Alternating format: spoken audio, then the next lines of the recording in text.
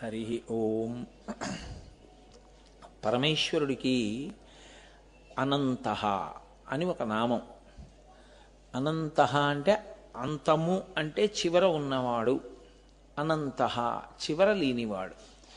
చివర లేనివాడికి మొదలు కూడా లేనివాడు. చివరు ఎప్పుడైతే లేదో మొదలు కూడా అప్పుడే లేదు. అట్నుంచి ఇటుకు చూసినా ఇట్నుంచి అటుకు చూసినా మొదలు చివర అంటే ఏముందండి? ఇది మొదలైతే అది చివర, అది మొదలైతే ఇది చివర. కాబట్టి అనంతః అన్నప్పుడు ఆయనకి మొదలు లేదు, చివర లేదు. ఆయన శాశ్వతుడు, ఎప్పుడూ ఉండేటటువంటి వాడు. నేను తరచుగా ఈ మాట ఉపన్యాసంలో అంటూనే ఉన్నాను.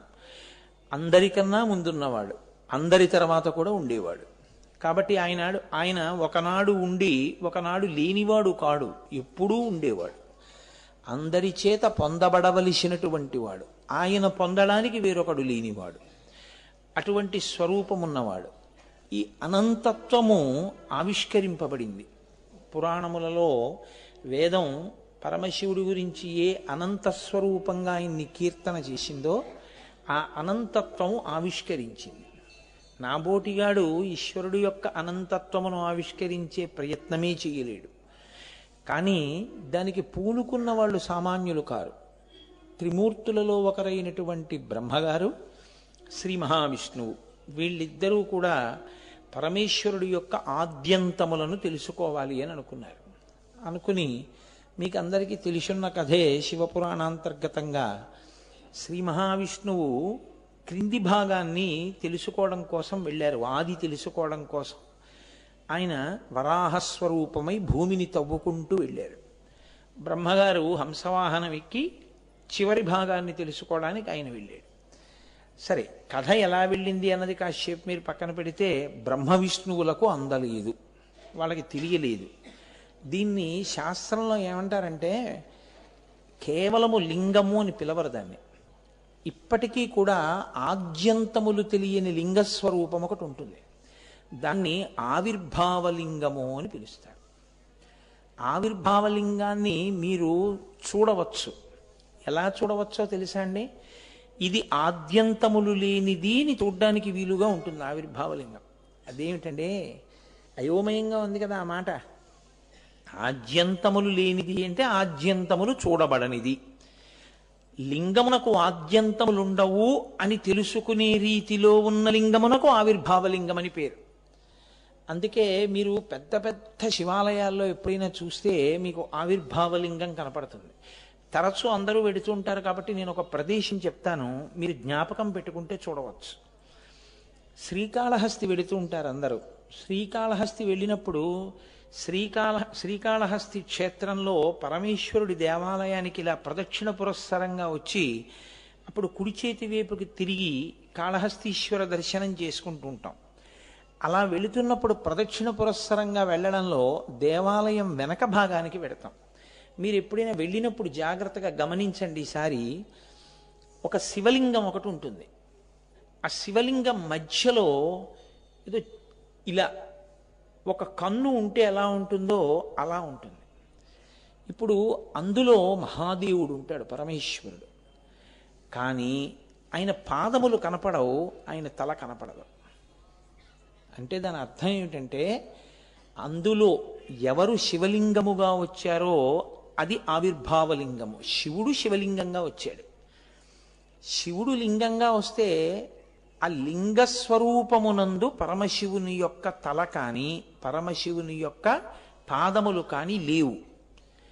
మరి లింగానికి ఎక్కడో అక్కడ ఒక చివరుంది అంటే నీ దృష్టికోణంలో నీకొక అందుబాటు కోసం అలా పూర్తయినట్లు కనపడుతోంది. కానీ నీకు ఆయన తల కనపడలేదు అంటే ఇంకా తల పైకుందని.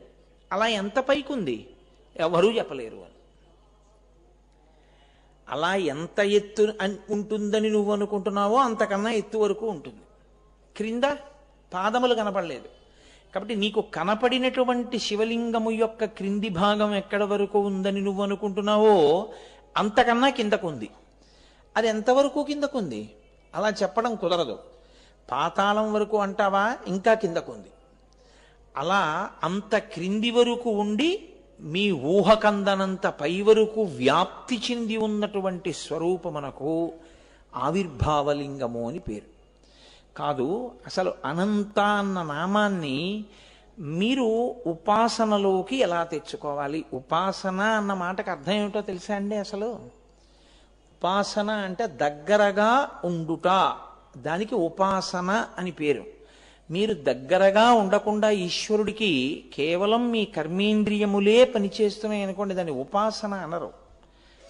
ఉపాసన అంటే మీరు ఒక కార్యం చేస్తుంటే, మీరు ఈశ్వరుడి పూజ చేస్తుంటే మీ మనస్సు మీద ఆయన కనపడుతూ ఉండాలి. మీరు ఏ ఉపచారం చేస్తున్నారో ఆ ఉపచార స్వీకారము మీకు తెలుస్తూ ఉండాలి. ఓ ఈశ్వరుడు తీసుకుంటున్నాడు అని మీరు గమనించగలిగి ఉండాలి. నేను మీకు ఒక ఉదాహరణ చెప్పాలి అని అనుకున్నాను అనుకోండి. నేను మీ ఇంటికి వచ్చాను, మీరు నాకు కోటేశ్వరరావు కొంచెం కాఫీ తాగుతారా అన్నారు. తాగనమ్మా. కొంచెం పాలు తాగుతారా? వద్దమ్మా అన్నాను. కాదు, మీరు ఏదో ఒకటి తీసుకుని పెడితే మాకు తృప్తి. సరే అయితే కాసిన పాలు ఇవ్వండి. మీరు ఇప్పుడు ఒక పాల గ్లాస్ పట్టుకుని నా దగ్గరికి వచ్చారు, తీసుకోండి అన్నారు. నేను తీసుకోలేదు. ఇలా అని చెయ్యి తీసుకోకుండా ఎవరినో ఇటు తిరిగి మాట్లాడుతున్నాను. మీరు ఆ చేతికి తగల్చి వదిలేస్తారా? మీరు ఎదురు చూస్తారు. ఎప్పటి వరకు?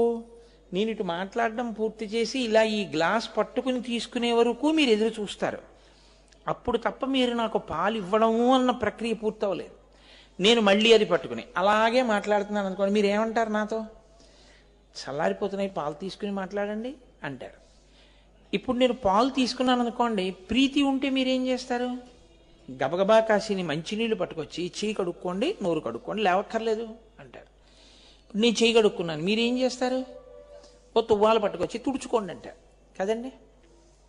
ఎందుకు చేస్తున్నారు ఈ తంతంతా? తంతువు అంటే కొనసాగింపు అని. పత్తి పట్టుకుని ఇలా ఇలా ఇలా ఇలా అంటే ఎలా పెడుతుందో అలా ఇదంతా ఎందుకు చేస్తున్నారు? ప్రీతి కారణం. ప్రీతి అన్నది లేదనుకోండి, మొక్కుబడిగా చేసినటువంటి విషయం అనుకోండి, ఆ కింద పెట్టేసి వెళ్ళిపోతారు మీరు పాలు. అవి నేను తాగాను, నేను తన్నేశాను లేచినప్పుడు, మీకు అనవసరం. ఆఖరికి నేను తన్నేసి పాలు తాగకుండా ఆ ఇంట్లోంచి వెళ్ళిపోయినా నేను తాగానో తాగలేదో పట్టించుకున్న వాళ్ళు లేరు. అంటే ఎందుకు ఇచ్చినట్లు పాలు? ఒక తంతు కింద ఇచ్చినట్టు కాదు. ప్రీతి ఉంటే నేను తాగడం కాదు, త్రాగిన తరువాత ఉపచారం కూడా మీరు చేస్తారు. మీరు ఈశ్వరుడికి ఉపచారము చెయ్యడము అన్న మాటకి, ఉపాసన అన్న మాటకి అర్థం ఏంటంటే, మీరు చేసేటటువంటి ఉపచారము ఏది ఉన్నదో ఆ ఉపచార పరిపూర్తి జరిగే వరకు మీ మనస్సుతో మీరు చూచుచుండుట. అందుకని మంత్రం ఎక్కడాపాలి అని నన్ను అడిగారనుకోండి, దానికి నేను చెప్పలేను, సమాధానం ఉండదు. అది మీ మనస్సుని బట్టి ఉంటుంది. అందుకే ఒక్కొక్కడు రమించిపోయాడు అనుకోండి, రమించిపోయిన వాడు పూజ చేస్తే ఆయన స్నానం సమర్పయామి అని ఆగిపోవచ్చు. అలా ఎంతసేపు ఆగిపోతాడు నేను చెప్పలేను. లేకపోతే ఆచమనీయం సమర్పయామి అంటే 3 మాటలు కదా విడిచిపెట్టాలి. మనం అసలు ఒక మాటే విడిచిపెడతాం. ఇది మనమైతే 3 మాటలు, ఈశ్వరుడైతే ఓ మాట చాలు మన దృష్టిలో. నిజంగా ఆయన ఆచమనం చేస్తున్నాడంటే 3 మాటలు వెయ్యాలి మీరు నీళ్లు. ఇప్పుడు ఆయన పుచ్చుకున్నారు, ఏమో ఏమీ పట్టించుకొని వాడు 3 మాటలు ఇచ్చేసి వెళ్ళిపోగలడేమో. కానీ 3 మాటలు నీళ్లు విడిచిపెడుతున్నప్పుడు ఈశ్వరుడు ఇలా చేత్తో పట్టుకుని మీరు నీళ్లు పోస్తే ఆయన తాగుతున్నాడు అనుకోండి, ఆయన చేతి అందం మీకు కనపడింది అనుకోండి, అమ్మవారి చేతి అందాన్ని మీరు అలా చూశారనుకోండి, అంతే. మీరు అలా ఎంతసేపు ఉండిపోతారు ధ్యానంలో ఆ చేతి వంక చూస్తూ అంటే నేను చెప్పలేను. కానీ ఇవేమీ పట్టించుకోకపోతే మాత్రం 10 నిమిషాల్లో పూజ అయిపోతుంది. ఇప్పుడు 10 నిమిషాల్లో పూజ అయిపోయిన వాడు పూజ చేశాడా, 10 నిమిషాల్లో ఆచమనీయం కూడా ఇవ్వని వాడు పూజ చేశాడా అని నన్ను అడిగితే నేనేమంటానంటే ఆచమనీయం కూడా ఇవ్వలేకపోయిన వాడే పూజ చేసినవాడు. ఎందుకంటే వాడు మనస్సుతో చూశాడు ఉపచారాన్ని. రెండో వాడికి ఆ సంబంధం ఏం లేదు, తన తంతు తాను చేసుకుపోతాడు. అదిగో పాలు తీసుకొచ్చి నేల మీద పెట్టినట్టు ఉంటుంది. సో ఉపాసన మీరు పూజ గదిలో చేసి కూర్చుని చేసేది కాదు. ఉపాసన అంటే మీ ఊపిరి ఉన్నంత పర్యంతం నడుస్తూ ఉంటుంది. ఓ కష్టం వచ్చింది, అందులో కూడా మీరు ఈశ్వరుడు యొక్క వైభవాన్ని చూడగలిగినటువంటి హృదయం మీకు ఏర్పడింది అనుకోండి, ఉపాసన. అది దేనికి తీసుకెడుతుంది అంటే ఆర్తి కలగ చేస్తుంది లింగ దర్శనమునందు. అది అసలు అనంతాయ నమః అన్న మాటకి అన్వయం చేసుకోవడం అలా చేసుకోవాలి. లింగము అంటే ఏంటండి? గుర్తు అని మీరు స్వీకరిస్తే ప్రారంభంలో, ఆ తర్వాత విశేషార్థానికి వెడుదురు కానీ లింగము అనగా గుర్తు అని మీరు అనుకున్నారనుకోండి, మీరు కొంచెం జాగ్రత్తగా అర్థం చేసుకునే ప్రయత్నం చేస్తే ఈ బ్రహ్మాండమంతా లింగమే. ఎలాగో తెలుసా అండి? నేను మీతో ఓ మాట అంటాను, కొంచెం జాగ్రత్తగా గుర్తుపెట్టండి. నేను ఇల్లు తాళం వేసేసుకుని ఉపన్యాసానికి వచ్చేసాను అనుకోండి, నేను నా భార్య. మళ్ళీ ఉపన్యాసం అంతా చెప్పేసి నేను ఇంటికి వెళ్ళాను. వెళ్ళేటప్పటికి ఓ 4 కవర్లు తగిలించున్నాయి గడియకి, తలుపుకి. ఒక దాని నిండా తుమ్మిపూలు, ఒక దాని నిండా మారేడు దళాలు. అవి కూడా 3 ఆకులున్నవే. అప్పుడే ఎవరో మధ్యాహ్నం కోసి కడిగి చక్కగా పేర్చి ఆ ఇవ్వడం కూడా ఏదో కవర్లో కుక్కీస్ పట్టుకొచ్చి ఇవ్వడం కాదు, ఒక విశాలమైనటువంటి డబ్బాలో అందంగా పేర్చి ఆకుల్ని దళాల్ని మూత పెట్టి కవర్లో పెట్టి ఆ కుక్కానికి తగిలించారు. నేను ఇంటికి వెళ్ళి ఆ కవర్ తీసి ఏమిటి డబ్బా అని మూత తీశాను. గొప్పని వాసన వచ్చింది, మారేడు దళాల వాసన. నేను ఇలా చూస్తే ఈనెలన్నీ ఒకవైపు, దళాలన్నీ ఒకవైపు. నేను ఒక్కొక్క ఈనె పట్టుకుని ఇలా పూజ చేయడానికి వీలుగా పెద్ద పెద్ద ఈనెలతో అందంగా పేర్చారు దళాలని. ఒక్క దాని మీద ఒక నల్ల చుక్క కానీ డాగు కానీ లేవు. ఇప్పుడు నేను ఆ మారేడు దళాలు చూసి బాగా వచ్చాయి మారేడు దళాల పూజకి అని లోపలికి వెళ్ళిపోతానా? ఈ మారేడు దళాలు ఎవరు తెచ్చి ఇక్కడ పెట్టుంటారు అంటానా? మీరు కొంచెం జాగ్రత్తగా ఆలోచించండి. నేను ఆ మాట అంటానా అన్నా?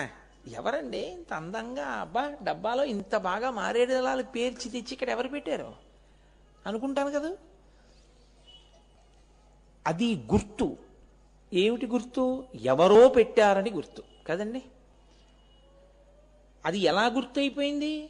మీ కంటికి ఎదురుగుండా కనపడుతున్నది మీ కంటికి కనపడని ఎవరో మీకు చేర్చినటువంటి అమరికకి గుర్తు.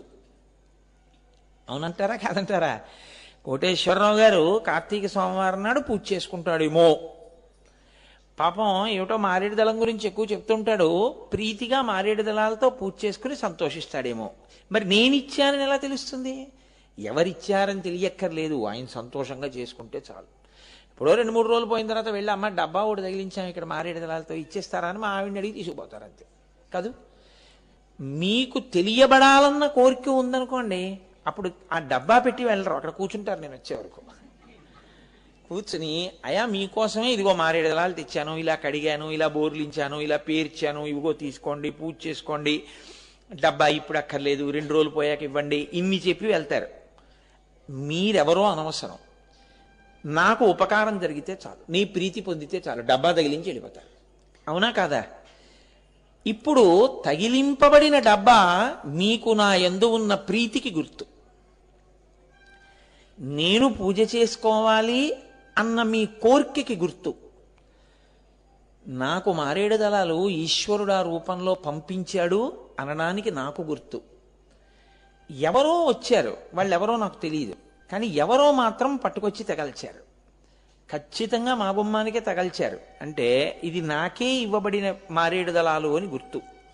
కానీ ఇప్పుడు మీరు ఆ కవర్ పట్టుకుని లోపలికి వెళ్ళిపోయి మారేడు దళాలు పూర్తి చేసుకుని ఆ డబ్బా తీసి రోడ్డు మీదకి అలా విసిరి పారేస్తారా? ఎవరితో తెలియదని ఉంచుతారు.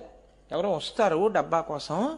కానీ ఇంత గొప్ప మారేడు దళాలు తెచ్చాడే మహానుభావుడు, ఎవరై ఉంటాడో? మీకేవో కొన్ని పేర్లు అంచనాకు వచ్చాయి. వాళ్ళ ఇంట్లో మారేడు దళాలు చెట్టు ఉంది, వాళ్ళు తెచ్చారేమో. వాళ్ళు లేరే, న్యూజిలాండ్ వెళ్ళిపోయారుగా ఇప్పుడు, కాబట్టి వాళ్ళు తెచ్చే అవకాశం లేదు.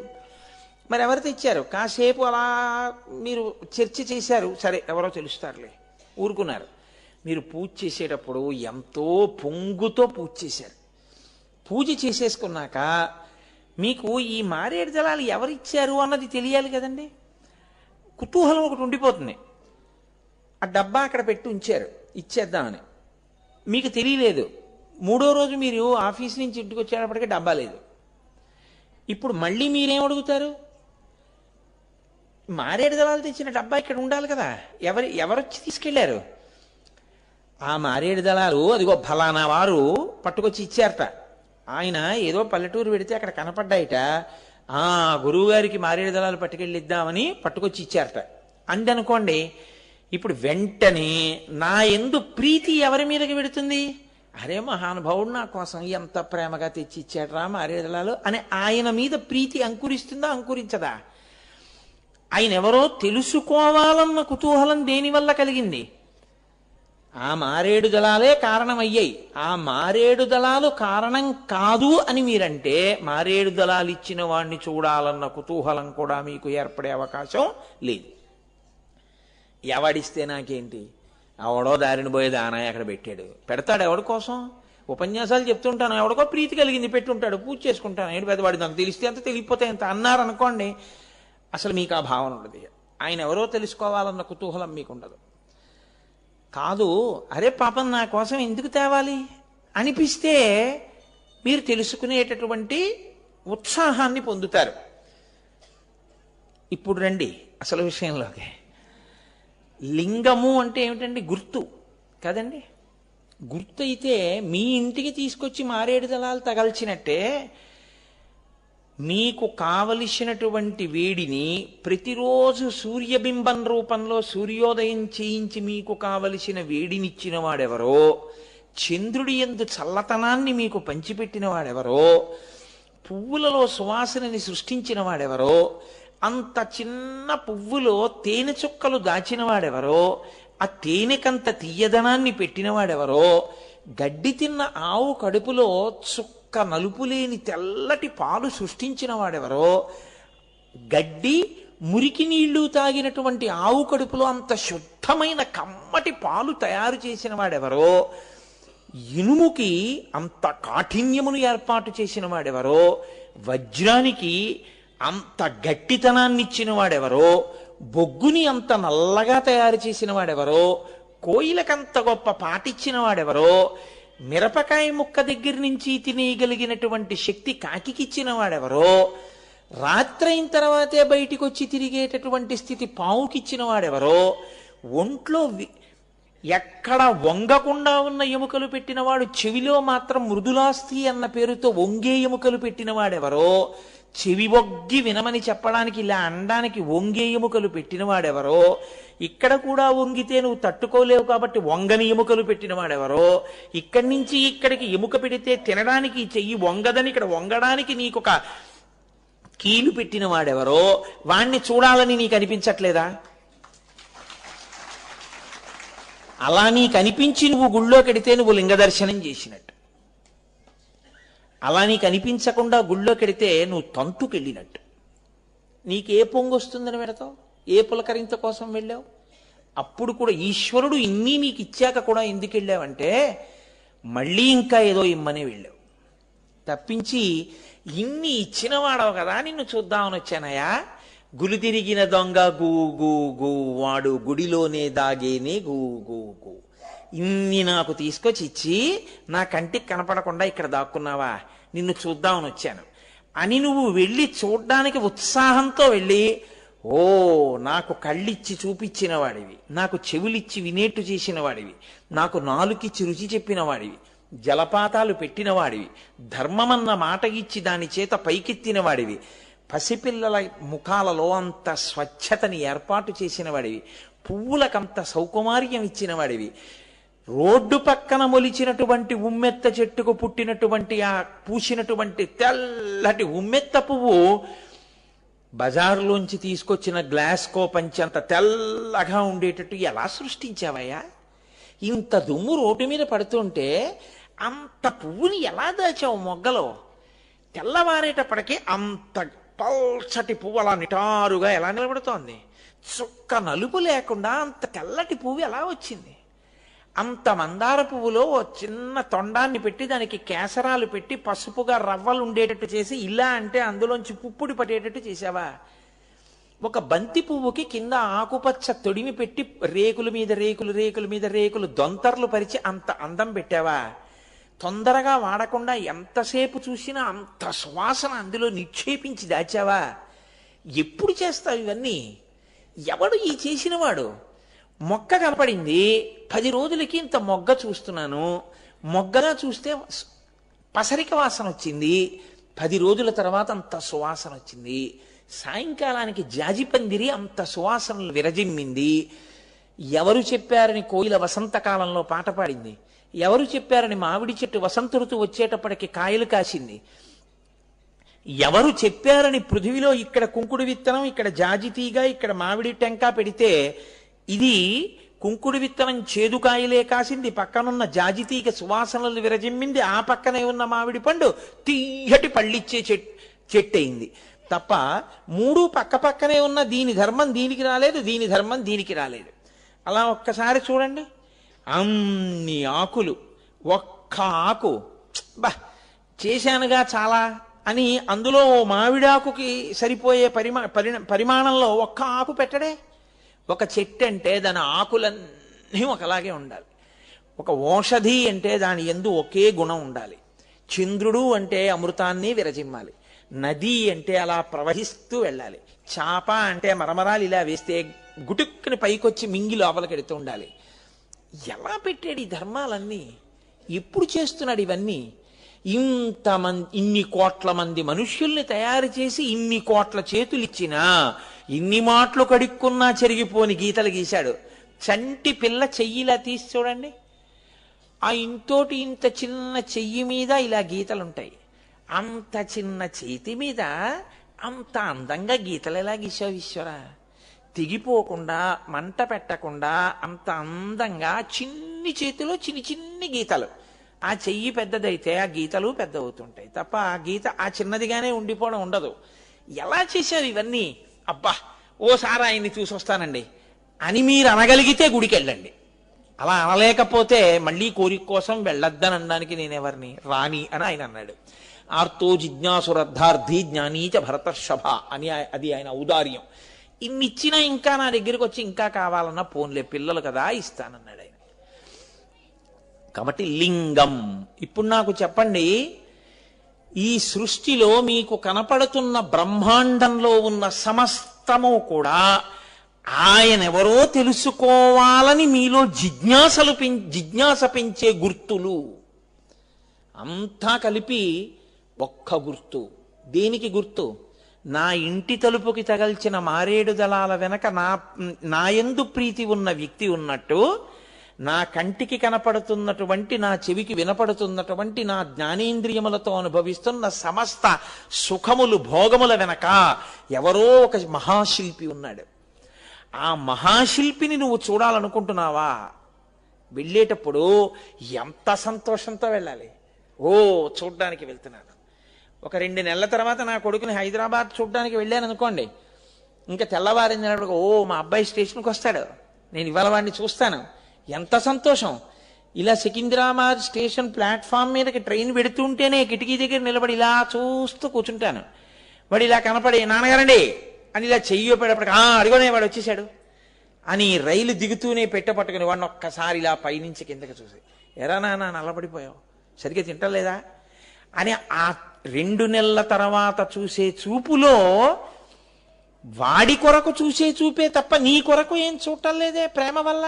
మరి ఈశ్వరుడి దగ్గర ఎందుకు అలా చూడలేకపోతున్నావు?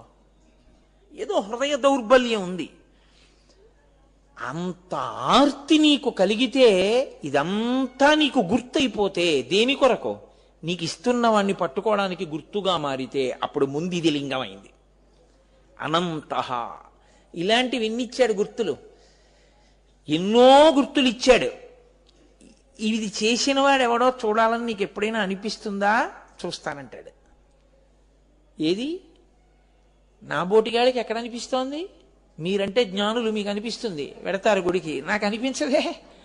అలా అనిపించింది అనుకోండి, నేను అదృష్టవంతుణ్ణి.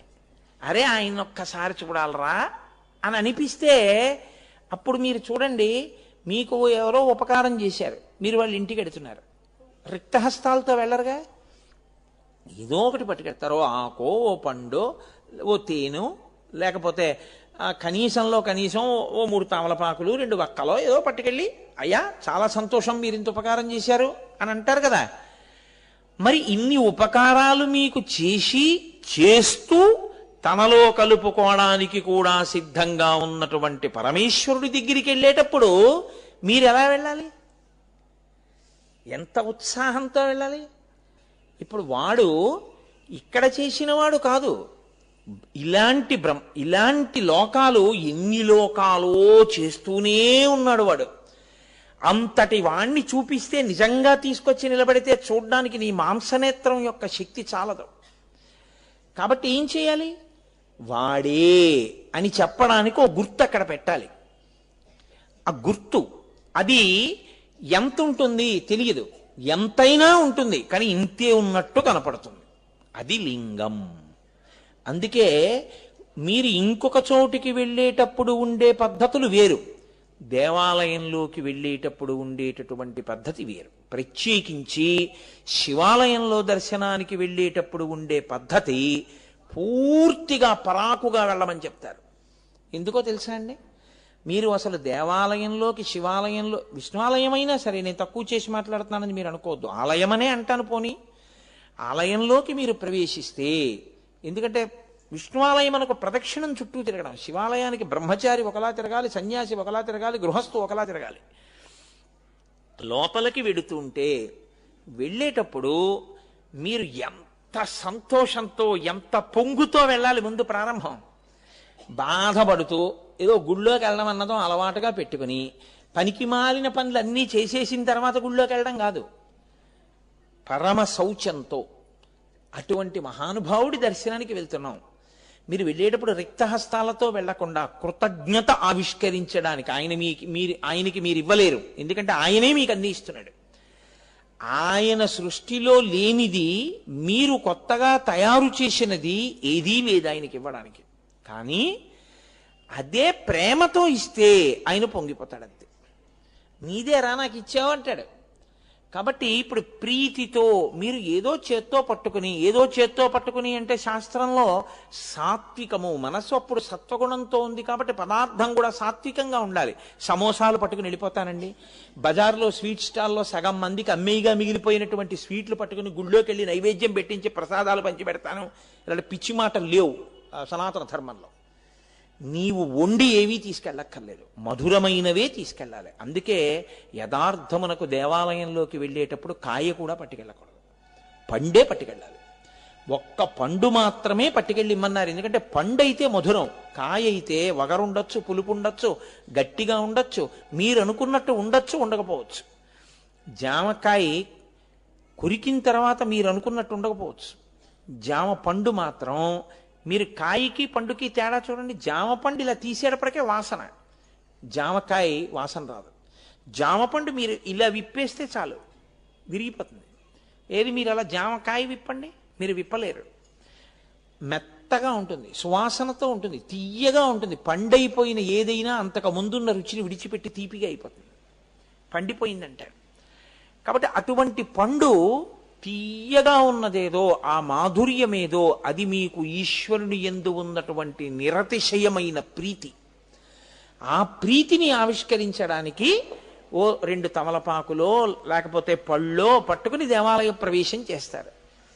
ఇప్పుడు దేవాలయ ప్రవేశం చేసేటప్పుడు ఎలా పడితే అలా ప్రవేశం చేయమని లేదు. మీకు ముందు ఇలా గోడ రాజద్వారాన్ని దాటి లోపలికి వెడితే కాలికి చెప్పులు ఉండకూడదు, పైన గొడుగు ఉండకూడదు.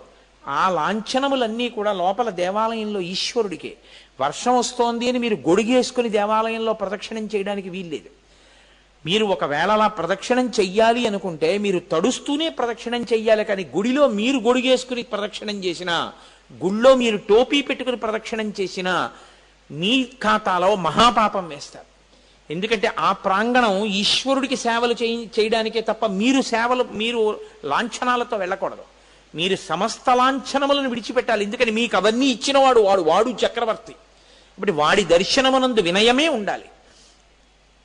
అవన్నీ విడిచిపెట్టి మీరు లోపలికి వెళ్ళవలసి ఉంటుంది. విడిచిపెట్టి లోపలికి వెడితే మీకు ఎదురుగుండా ధ్వజస్తంభం కనబడుతుంది. ధ్వజస్తంభాన్ని చూడగానే మీరు 2 విషయాల్ని స్ఫురణలోకి తెచ్చుకోవాల్సి ఉంటుంది. ఒకటి, ఆత్మధ్వజాన్ని మీరు ఎగురవేయడానికి సిద్ధపడాలి. ఆత్మధ్వజం అంటే అన్నీ పోయినా పోనిది ఏదుందో అది తెలుసుకునే ప్రయత్నంలో వచ్చాను, అది నీ వలననే సాధ్యం. అదే నువ్వై పైన కనపడుతున్నావు. ఆత్మ మాంసనేత్ర మనకు దొరకదు, కానీ ఆత్మలకు ఆత్మ అయిన పరమాత్మవైన నువ్వు మాంసనేత్ర మనకు కనపడుతున్నావు. నీ దర్శనం నాకు